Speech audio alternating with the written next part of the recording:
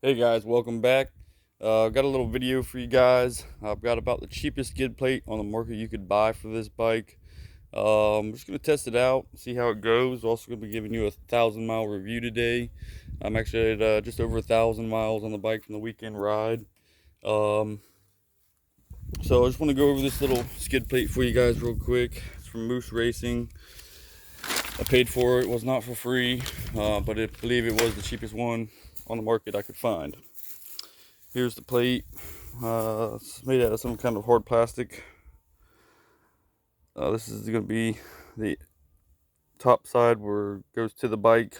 This is the bottom side where it's going to be taking most of the shots. Again, it is a plastic, some kind of plastic weld looking melted ordeal here. Um, yeah, I'm pretty sure one of these left or right ears on this thing are going to break off within the first couple 100 miles. But we're gonna give it a shot and see if really was a waste of money or if maybe I found something pretty sweet here. Depending on what kind of hard riding you're doing. If you're riding in big bulky rocks and stuff in the mountains, yeah, this is probably not gonna be the bash guard for you. If you're riding in Florida in the sand and you're worried about sticks and stuff jumping up in there, yeah, maybe this could be for you if you're on a budget. Um, So, yeah, real quick, guys, 1,000 mile review on the bike.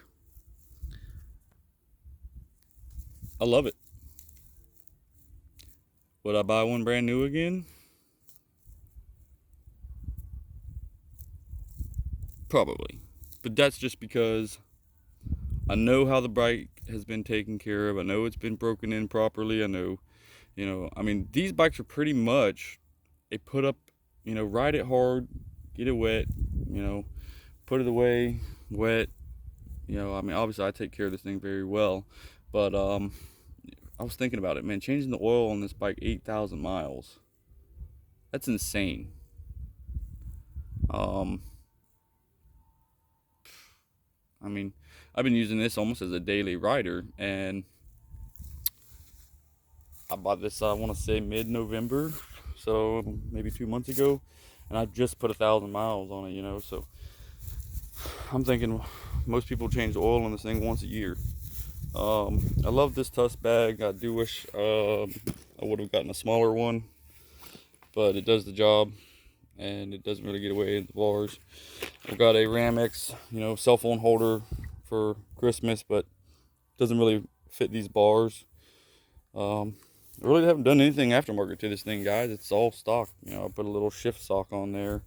But other than that, we're gonna be putting this first skid plate on, and I know I need the bark busters, hand guards.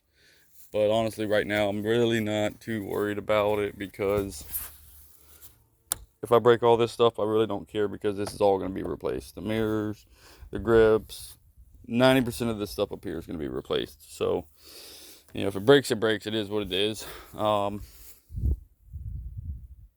a great part of having,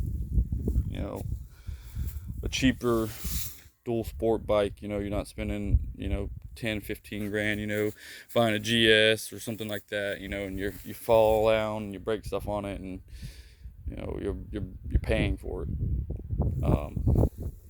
So 1,000 mile review, guys. The only downfall, like you hear everywhere else, rear shock.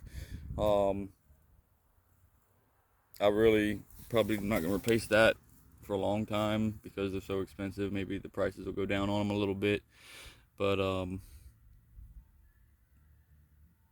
yeah, the rear shock, man. And the kickstand, if you're a stand-up rider and you like to stand up and ride, especially if you're big-footed, this setup has got to change for you. The shifter's got to change, the foot pegs have got to change, and the kickstand's got to change. If you don't have a big foot, I'm like a 10 and a half, so it's not, I don't really have a big foot. So the kickstand for me is the killer because when you're standing up riding, when this kickstand goes up, this spring literally sits right here to where your heel is. So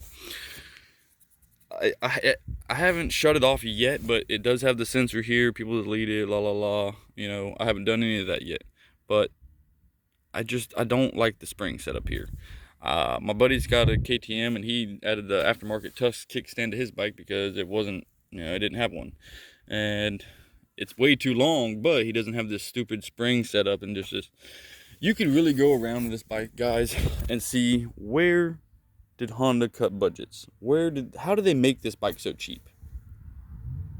How come all these other competitors out there, like you can look at some of the 250 Chinese made bikes, and they're really, this bike, $2,000 more than the Chinese made bike, and a lot more powerful.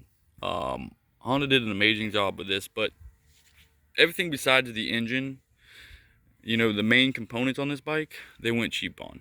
They went cheap on the tires, in my opinion. Not saying they're a bad tire, but they are a cheaper tire.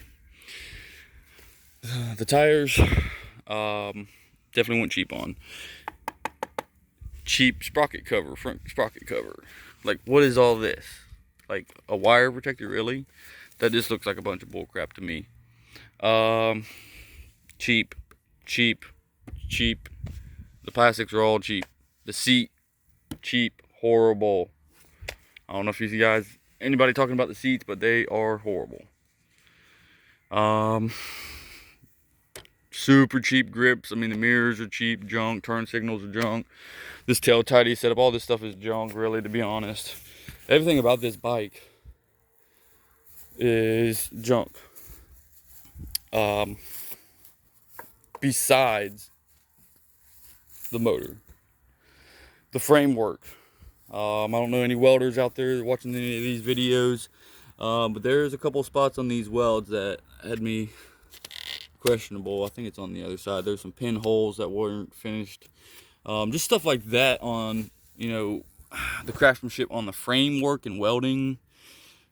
I give it a B+. Is that something you really want to hear on a, a couple $1,000 machine that you just bought? No. But today, this is something that we're having to deal with, guys. Something I haven't really seen covered a lot on YouTube is, I talk about these bikes being a unicorn, and they're hard to come by and hard to get. Anything side by sides, everything is just now picking up. If you go to your local power sports place, guys, you're just now gonna see inventory really stocking up on the floors. So what you're having is super shortage from COVID and all this, supply and demand. The demand's there, guys. The supply is not. So the value of these machines are gonna stay high. Used, new, doesn't matter. They're going to be expensive. Also, the quality of the craftsmanship can decline in some areas. I've seen it on Can-Ams, personally myself, on some of their X3s, their Defenders. Kawasaki had a couple mistakes on some of their side-by-sides I saw. And this is all first-hand experience, right out of the crate, guys, from the dealers. I've seen firsthand and assembled. So I'm going to tell you right now, there is some quality control issues on these bikes, guys. So if you're going to buy any type of new power sport right now, you should honestly look it over, because there could be something very, very wrong with it. And not saying that if something was to go bad or wrong, that is, under warranty. That's another key word, that is under warranty. The manufacturer would make it right. Like, let's say for some reason, out of no mistake of mine or neglect or anything, if something was to happen with this engine, Honda should say, hey, this was a defect, and we're going to send you a new one and get it taken care of. But that's the stuff you don't want to run into when you're spending that kind of money, guys. You don't want to buy, a $30,000 side-by-side or, a $5,000, $10,000 bike and start having problems with it when you're supposed to be buying a quality product.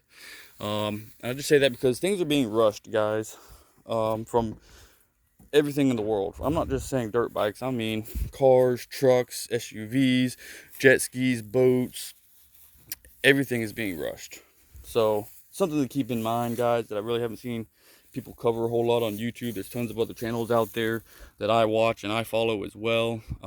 This is something to keep in mind. Watch for quality control stuff on these things, guys. There was some things from the factory that I had to adjust, like the bars. These weren't tight, and that's something you should always do. But these past few years, you're going to start seeing a lot more things that you're going to have to fix from the manufacturer that, you know, you hadn't had to before. Let's say you bought one of these bikes every year for the past 5 years. You have each, you know, the past 5-year models. The 2022 and 2023 models, you're going to say, man, this throttle is really, really funny. Look how much slack I have in here. Look at all this. Like, this wire was off of the tube when I got this bike, and it still has to be adjusted. And that's just stuff that, you know, you're gonna have to deal with right now because of the stressed manufacturing and trying to catch up with the demand. So I know I kind of veered off course, guys, but really not a whole lot to cover as far as negativities on this bike. There's just a ton of pros, ton of pro gas mileage. If you're broke and you're using this as a daily driver, you could literally go to your change jar and go to work all week off of your change jar, and hopping on and off the trails. So just some stuff to cover with you guys, and I'm not gonna do an install video on this because there's literally 4 bolts to this, guys. The directions are in the book there, and you can already see 2 of the bolt holes here where it's going to be starting at. So I'm just going to show you guys a finished review product once it's installed, and we'll do some riding videos hopefully here in the next 30 minutes and get this put out for you guys. Well, I appreciate it. Y'all have a great day. Hit that like, share, and subscribe button. Peace.